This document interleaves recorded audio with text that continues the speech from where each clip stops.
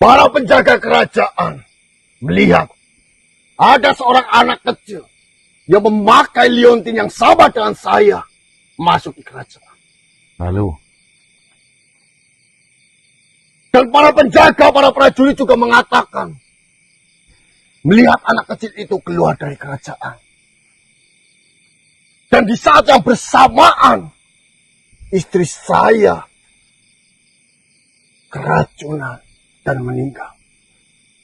Di situ sudah jelas, sudah pasti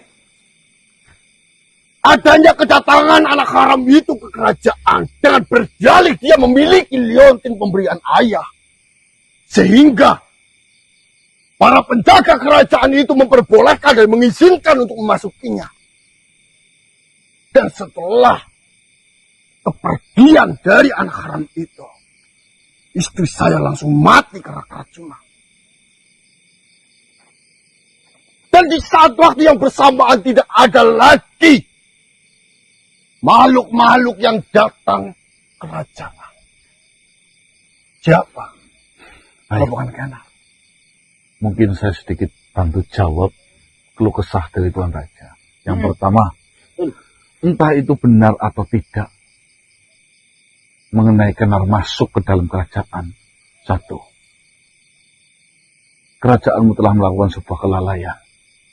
Masa seorang penjaga bisa membiarkan anak kecil masuk? Bisa jadi anak kecil itu adalah salah satu strategi dari kerajaan lain. Itu perlu ditegur. Jangan sampai menyalahkan sesuatu sudah terjadi. Itu satu. Yang kedua, ya, saya rasa anak sekecil itu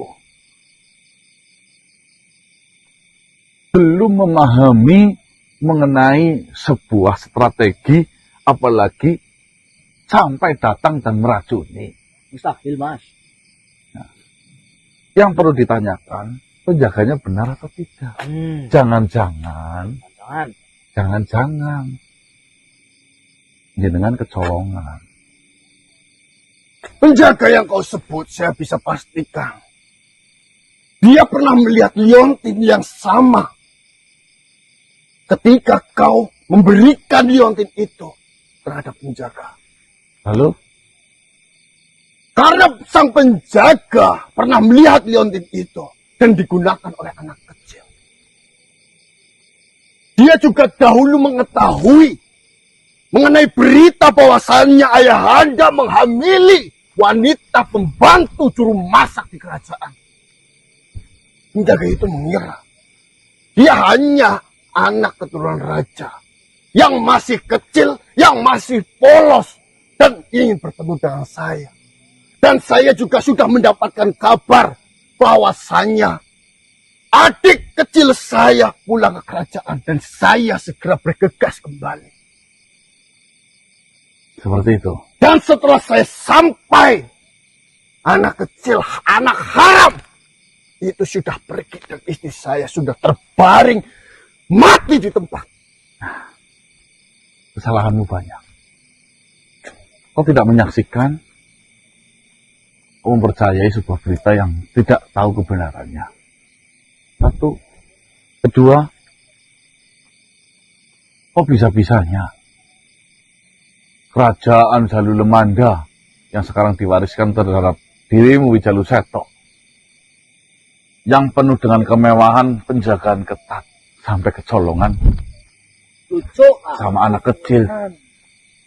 Bahaya, anak kecil saja bisa lolos, apalagi musuh yang dewasa pintar. Bisa menjadi raja. Itu memang kelalaian saya. Itu memang saya tercolong bahwasanya istri saya berhasil dibunuh oleh anak kecil itu.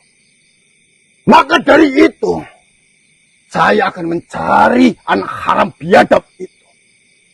Karena setelah saya pikir, ini juga berkaitan bahwasanya keluarga mereka kecewa atas apa perilaku yang dilakukan oleh ayahanda. Dan mereka ingin merebut harta warisan dari ayah saya.